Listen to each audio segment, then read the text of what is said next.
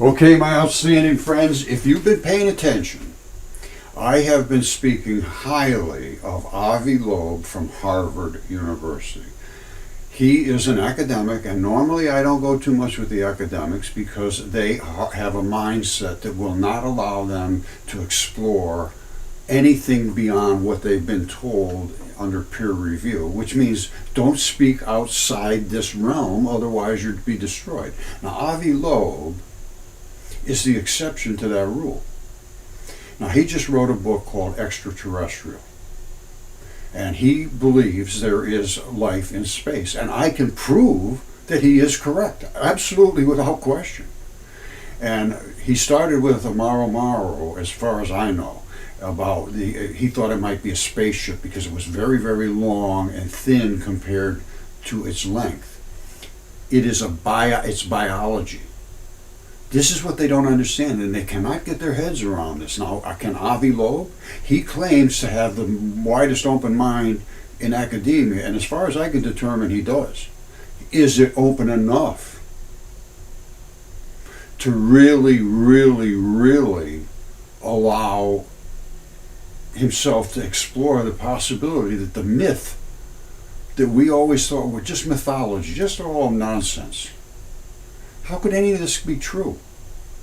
Creatures with 50 heads, 100 hands, dragons that were so tall that their head touched the sky. I'm talking over 1,000 miles long. These things are true.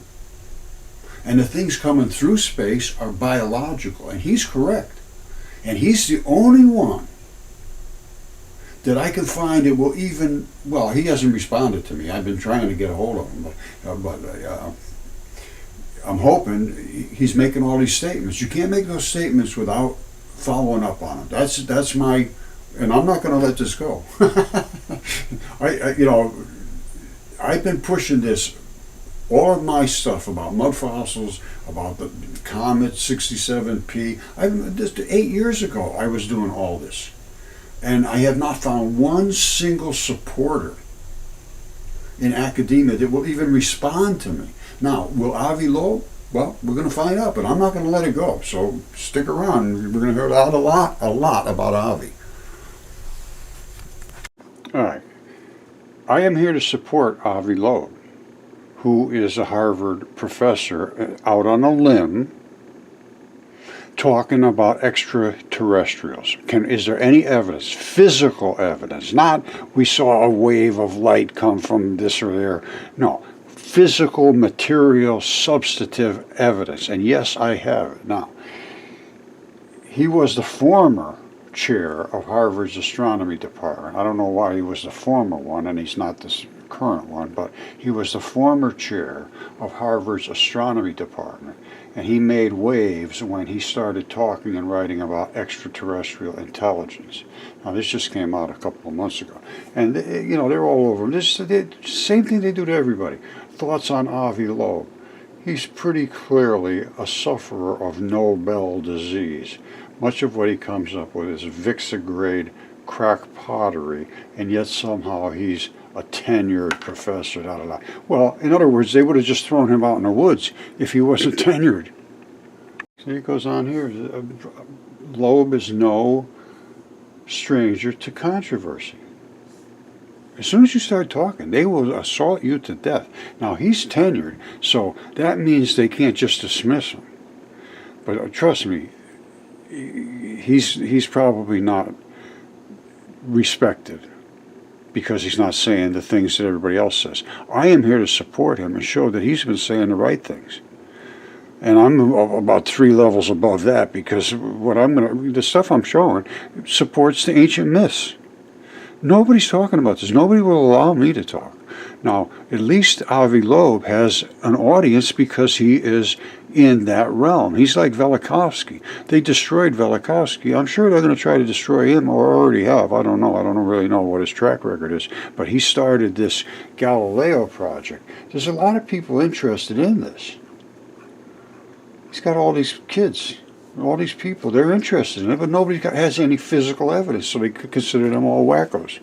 I have the physical evidence. They still consider me a wacko. You know, this is what really kills me. Everybody knows that you can't speak. This is NBC News. A top Harvard astronomer is studying UFOs, thanks in part to the fact that he's tenured. Loeb can't easily be dismissed. He's a rare scientist who has reached a position where he can afford to take risks and alienate his peers, and believe me, he has. Now, like I said, I'm here to support Avi Loeb. Now, it depends on how far he's willing to jump out of his box, too, because I'm sure he's not expecting what I'm presenting. Now, I wrote this book because I discovered mud fossils, and the mud fossils led me to understand that literally everything is made up of biology. I had to do all the chemistry and anatomy, the physics, everything, and I found that even the meteorites and the comets are all biology. And I'm going to show them to you right here. Like this is actually boiling off from an artery. That's vapor from just like a gas grill. And so is this, only these are just the blood vessels coming up the side of the, I believe this is a hip bone. I think that's what I figured it out to be. It's going to have one big heavy-duty amount of blood, and then it spits off into all the different places where you're going to have blood have to service tissue. And this was, I think this is a hip. I think that's how it's been a while. This goes back to 2015. And because Comet 67P, they landed a little lander on there. And they actually sampled the soils and everything. And it was all biology. So this was my book I wrote about Velikovsky was destroyed, just like Avi Loeb is they're trying to destroy him. They destroyed me. And I said mines in collision. This was back 2015. I think the date of publishing is January 2016. But then Yale, they said exactly what I said, soft body preservation of silica-rich oceans. And all these creatures were preserved. Now, I'm sure you probably haven't even heard of this.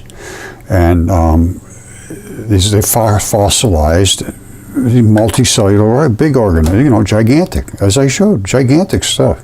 And they say it happened within hours to days, they turned into stone because of this particular flood. It was a hot water flood. I don't think they know it was hot water, but they said it's just had a ton of extra silicates. The extra silicates are there because of the hot water. All this is explained. I have it fully, totally, 100% explained.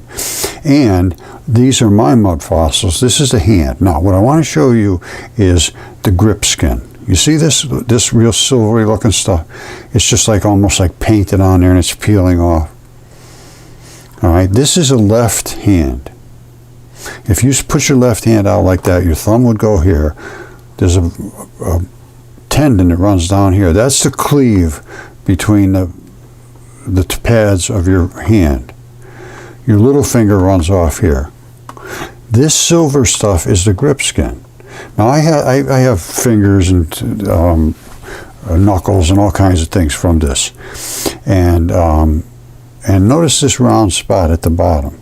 This always bothered me because there's no bone that comes up to hit there. But let me show you what that is. This is it's amazing. Watch this. Where is it? All right, here's what that is. That's what that is on the palm of the hand. All right, remember I showed you? That's that thing right there, I believe. Now, anyway, I keep doing this. I keep jumping a little this, little that, but that's just the way I do things. This is the grip skin. Now, let's see what grip skin is on Comet Umaru Umaru, because Comet Umaru Umaru, my friend, is a finger. And here it is right here. And this, my friends, is the grip skin. Now, everybody says, oh, this is just an artist rendition. No, this is better than an artist rendition. This is photographed as it turns, and the shadows come and play, and you get the dark and the light colors, and that separates zones of different tissues in this case. And this is the grip skin. And that's exactly what it does. It peels off just like that. This little area right here with these little tabs coming out of it, they attach to this tendon, runs right down to the bone. That right there is the crook of your finger, right there. And it's laid out sideways, backwards. This is where the little tendon balls lock in. They lock in over here, and it comes down. That's right at the knuckle. That's really the knuckle. And that's the blood supply, the vein, that's the artery. And right down here is the two tendons. Now, I've studied this very, very well. And this is what I do. I studied anatomy and all that stuff. And this is the palm side. And these are all these little tendon bundles coming down. And that's, you're going to have a hard time understanding it. If you just look at this, it's kind of convoluted. But a bone has this.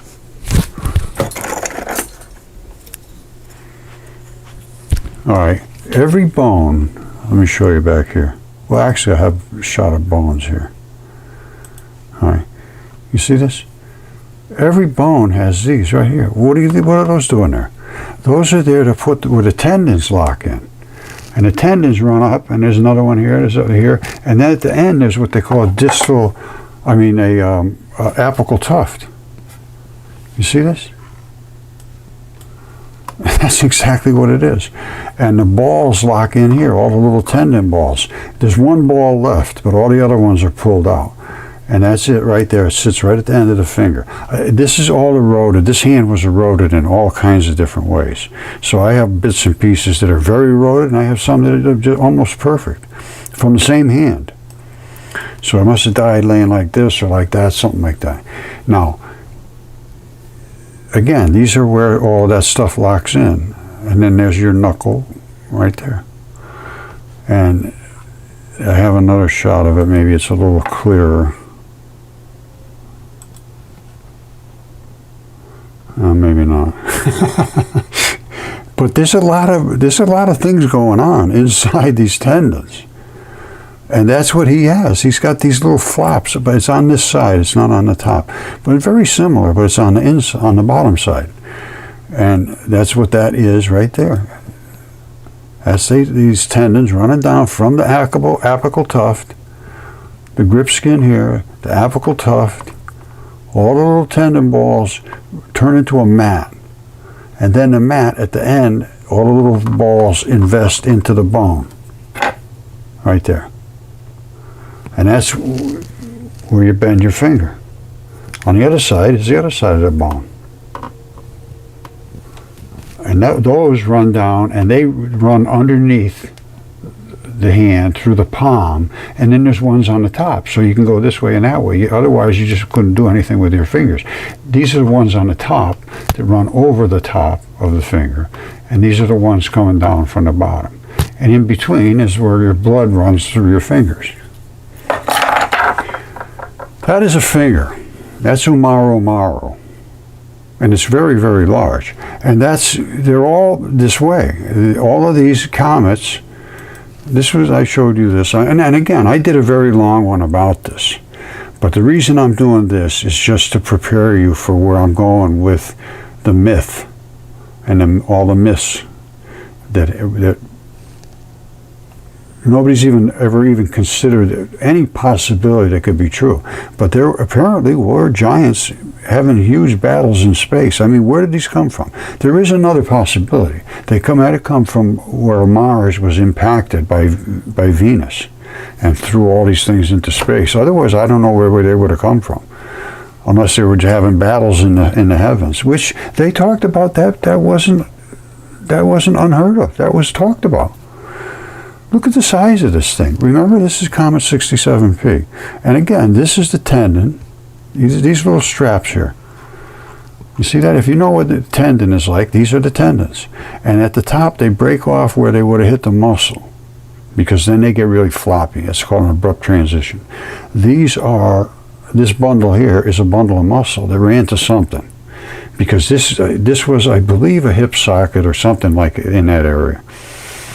And of course, this is the just sort of eroded, little dusty stuff that just was the blood vessels and so forth. And this is the anchor. All right, so it needs to be looked at, but I think I got it somewhere in the hip. That's as far as I can remember. Like I say, this goes back a long time, and I'm getting old. I forget a lot. Now, this is how big this thing is. That's Raleigh, North Carolina. That's pretty good size. That's Raleigh, North Carolina. And the arteries, this one artery that blows out this barbecue smoke, same thing as in a barbecue. It's cooking it. The sun is hitting right down into there, cooking it. Now, it's not cooking off here because there's no real blood to speak of on that surface. But down inside the blood vessel, yes. Down inside these blood vessels, yes. When the sun hits, nothing from here, but down inside those little blood vessels, everywhere they point to go to the tissues that they would have serviced, they're boiling off, just like off of a barbecue grill. I'm not kidding you. That's all it is. It's the exact same molecular structure, too. They sampled all these gases. They know exactly what it is, and they don't know how to deal with it, so they just stop dealing with it. And here's the size of the artery from here over to here. This is 40 meters. All right, so you got 40, 80, 120, 160, maybe a little more, times 3. All right, 163, 4. It's about 500 feet across here, something like that. 500 feet in an artery. Just stop and think about that. 500 feet in an artery. And all of these little balls they call them dragon balls. And they might be. Because they're blood. That's all blood. And that boils off when the sun hits it just the right way, and it's in a close proximity to the sunlight. The closer it gets, the more it gases off. And they thought it was just dust coming off. It's obviously not dust.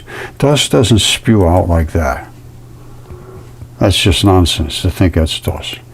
Now, again, look at that, February 2015. That's a long time ago, 8 years ago. And again, I think I showed you, Yale agrees now. There was a time when there was one layer completely worldwide from silica-rich oceans, which means a worldwide flood. And it preserved all these mud fossils, exceptional preservation of soft-bodied creatures.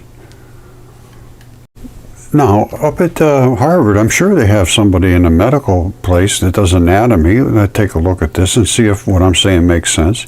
Don't forget, that's the grip skin, and that's the apical tuft, tendon at the joint, vein, artery, tendon. All right, one big long finger. All right, now, again, this is the grip skin on my giant finger here. This is another giant finger I had out here. This is the fingernail. All right, that's the pad in between the finger and the next bone so that they don't scrub. Now, this was complete, absolutely flawlessly complete. But you can't get blood from the top about this far down in this type of a stone. In other ones, you can get it close to the surface, but not here. This was different. So what I had to do was smash off a piece of this to get down to where the blood is. And when I did, it came off just like a scab. It peeled off just like the grip skin, which is the way it was supposed to work. You see, remember? This is the grip skin on the palm. But on your fingertips, it's the same way, and it's a little thicker on your fingertips. But it's wherever you do grip skin and your grip and friction and all that, that's what they call that particular type of skin. Now, here's what happened after I cracked it off of here. Remember, I told you I smacked that off, and I was trying to break it open. I just hoped I could get a piece, but it just came off And guess what came off? Fingerprints. I'm not kidding you. Fingerprints came off of there. There it is right there. You see the fingerprints? These are just the type of ridges, and they have little dots in them, which is the sweat pores. And this came off like in one big piece, a sheet about this thick. And it just peeled right off of there. And right underneath was just saturated with blood. And my thumb is about the same size as one of these fingerprint ridges, like in your finger. And right up here is where the fingernail was. So your fingerprints start very close to your fingernails. If you look, they're, I looked at mine and said, holy smokes, they're right up to the fingernail. All right, so you've been seeing what I'm saying. I'm showing absolutely enormous giants, just Titan-sized giants in space. If this thing here sitting on top of Raleigh, North Carolina, this hip joint, and Raleigh, North Carolina is this size. Think of the size we're talking about here. Very, very large. Very large. Now, where did it come from? I cannot explain that. All I can do is talk about the ancient myths. And they talked about these kind of creatures. Titans, monsters, giants, hectorides, and all kinds of things, titanides, and I have been studying those things pretty deeply for a number of years now, knowing that it's pretty damn likely that it's true. And once I found Typhon, that was it. I was done. Now that was 8 years ago. I knew at that point it was all true. I'm going to show you Typhon again, because if you haven't seen it, Typhon is the dragon in the desert. Okay, my friends, again, Typhon in the desert, the gigantic dragon attacking a gigantic fish. This was known about in the ancient texts. Here's what it looks like. Here's what they knew it. There's a giant dragon attacking the fish. And here it is, sort of laid over on top of the earth, the dragon attacking the fish. Bada boom. Now, what does he look like? This is exactly what he looks like. We're going to go home in on him a little better. But this is the outline of his head and all the flared, flashing stuff. Because he's written about exactly this way. A flared, red, flashy eye, spitting fire from his mouth. All that stuff is fiery, effluent, nasty, nasty stuff. He's all scaled, dragon scales all the way down. And this is his throat. This is the kind of fluffy stuff you see in the parades in China running down the dragons' bodies. And he is absolutely gigantonormous. All right, now, this is what he looks like without all the makeup on. Now, again, here he is with his makeup on. All right, there he is without it. Here he is in the ancient coinage. He's also on maps, the same thing on maps. He showed with his throat cut, because his throat was cut. And I'll show you that too. And here he is attacking the fish. That's all the dirty, nasty, vile, fiery stuff that attacked the fish all the way down here. It ate into the fish's vital flesh. Now I have literally, I'm not kidding you, hundreds of videos showing this fish and pointing out at these details and showing this dragon. He runs all the way across North Africa. All the way across North Africa. There's his thighs. And then he had coils of a viper that come down here. This is exactly what was written about in Apollodorus. And he was called Typhon, and he was attacking all the gods. And Venus turned herself into a fish. They all turned themselves into animals. Zeus turned himself into a ram. Another one turned into, I forget what they were, but Venus specifically turned herself into a fish. And that's a fish being attacked by Typhon, who was attacking the gods. So I'm going with this, and I'll show you the text that backs me up. Okay, again, I am here to support Avi Loeb. Can he support me? I have the evidence. He says he looks for material evidence. I am presenting material evidence, but it points to this, and this is just insanity. This is Apollodorus. This was written primarily on what Hesiod wrote, and Hesiod wrote in 800 BC, and he was directed actually by the daughters of Zeus, who apparently was here at 800 BC. These were the daughters of Zeus. Now, Zeus was the ruler of this solar system. He was the god of the gods. And there was a zillion of them. Now listen to this. And I'm taking this right now fairly literally.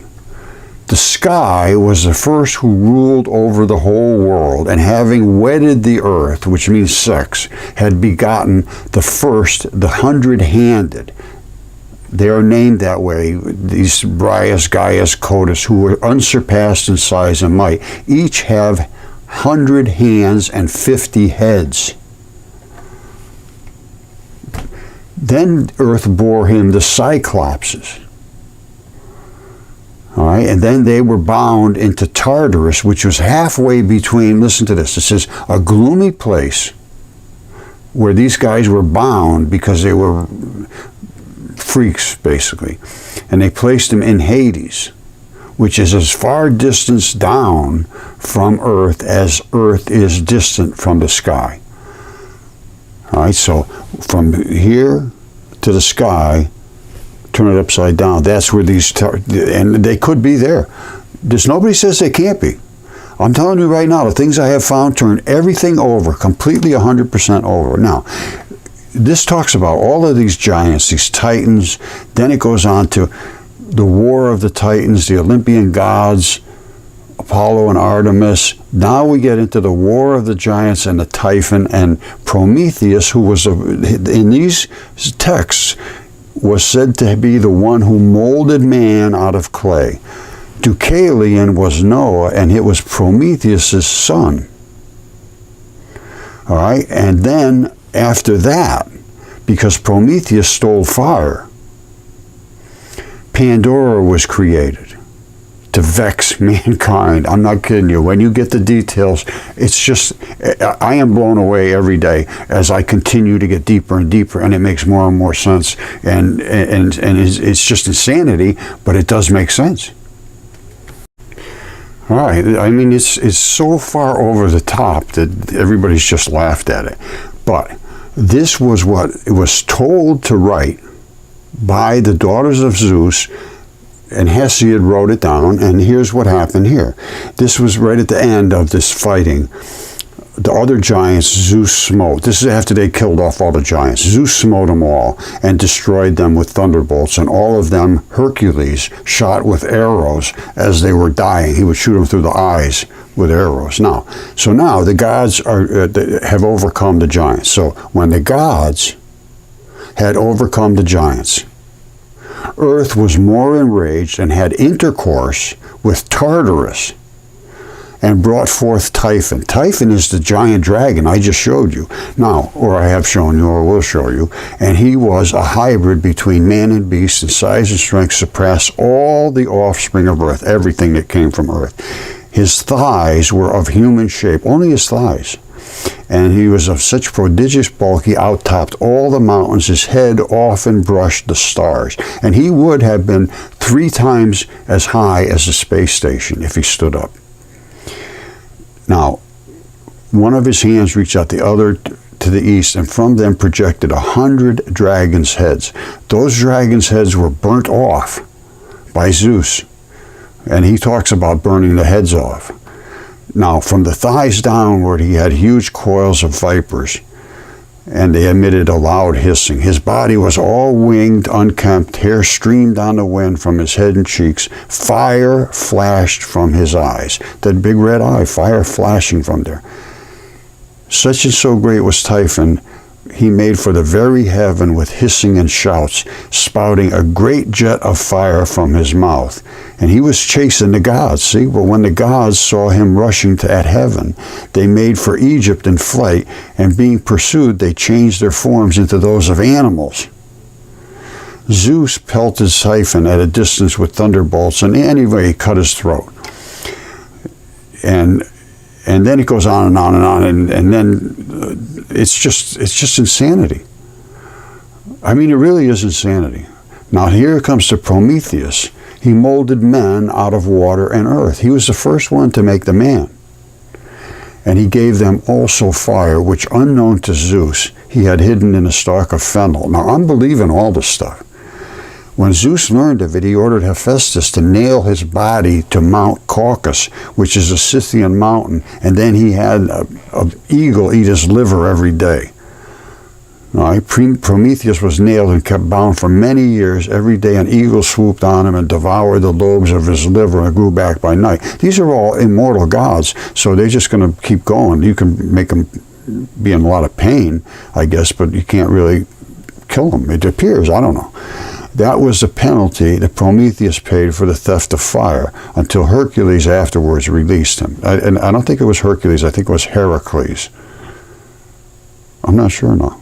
Anyway, he was released, as we shall show in dealing with Hercules. Now, Prometheus had a son, Deucalion. Deucalion was Noah.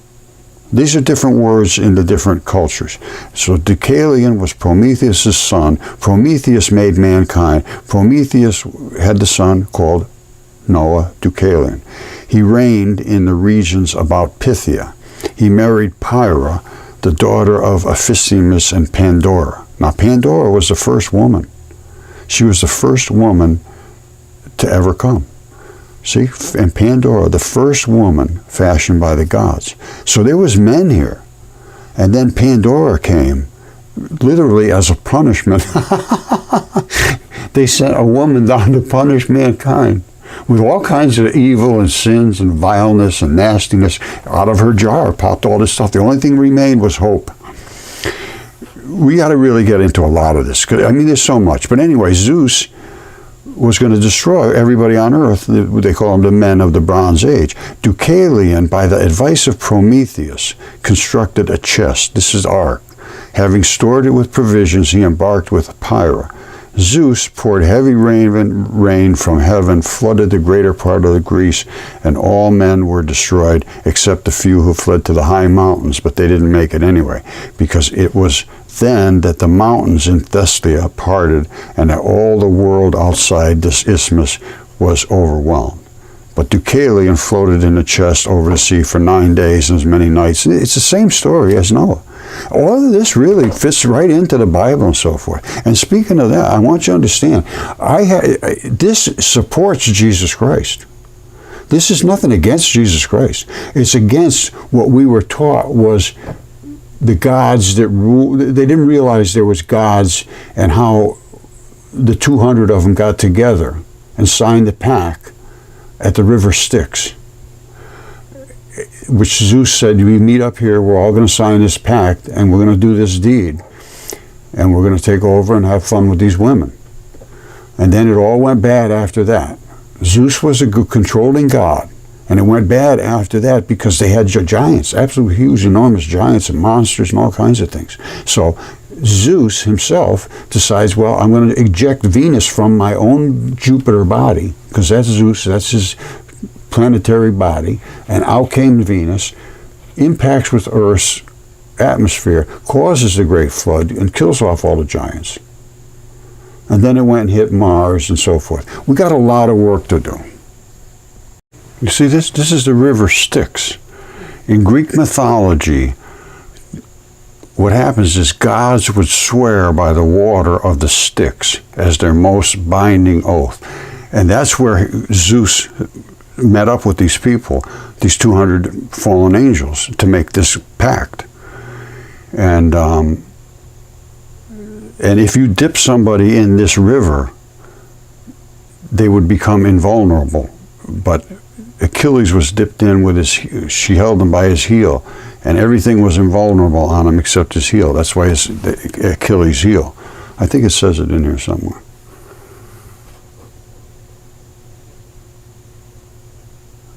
Here it is. Thetis, dipped her son Achilles into the Styx to render him invulnerable. Because she held him by his heel, he remained vulnerable there, and that's what got him. See this? This is about Pandora, the first mortal woman in Greek mythology, a sort of ancient Greek Eve, basically, a woman, a helpmate, following the instructions of Zeus, who wanted to punish Prometheus for stealing the fire from the gods and giving it to the humans. She was molded by Hephaestus and endowed with gifts by all the other Olympian gods. She got all kinds of gifts, and she was gorgeous and all these things. One of these gifts was a jar full of all the evils and diseases which exist in the world, all the worst things of the worst. Once Pandora married Epaminondas, which Prometheus says, don't take her, don't take her, get her, don't take her. And Epaminondas saw her as gorgeous and everything, so he says, yeah, I'll take you, come on. So they got married. Now, she lifted the lid of the jar and set them all free, making the end of the golden age of humanity. So she set all of these plagues and diseases on humanity and violence and everything. But the last thing stayed in the jar was hope. So we always have hope. Just hope for the best, hope for the best, hope for the best. That's all you ever hear. And that's all you can do, basically, is hope for the best. Okay, I started with Avi Loeb. I'm going to end with Avi Loeb. This is from he's just put out this new book, and he's getting a lot of promotion. And he says back here, he says, much of the academic culture is about showing off and impressing peers with intellectual or political gymnastics. They're just making up things. He said, I realize that if I follow this pattern until the end, I will regret not taking the road not taken. I am that road. And I'm hoping Avi Loeb will take that road. All right, 30 years at Harvard. And that's why he can do this, because he's there long enough where they can't throw him out the door. And these are all the people he's got at Harvard that are interested in this, but they have no physical evidence. I have that physical evidence, as I have shown you. All right, he got 30 years. Congratulations. He got a necklace for his wife and his daughters. Anyway, this is, it's time for reality, and Avi Loeb is basically the only realist I can find in academia, and they will not accept this unless it's accepted in academia. Everybody says, oh, forget them, who cares about academia? Well, they are the ones that control the thought. They are literally the thought police. All right, think about that. They are the thought police. Now, we all know what happens in some police stations. You got good ones, you got bad ones. Anyway, let's just leave it at that. Avi, please, Avi, I'm here, my friend. Let's talk. Let's work this thing out, and we can have a discussion. That's all, just me and you. If that's all you want. I don't care about any of this. I don't care about... I'm too old to worry about getting any praise for this. I just want it to be understood. I'm trying to find my own way into eternity. How about that? Let's just go with that. And every day I find more and more stuff. And as I present it, people present back to me more and more stuff. So I'm learning every day. I'm not doing this just to have fun. Although it is kind of fun. Avi, get a hold of me, my friend.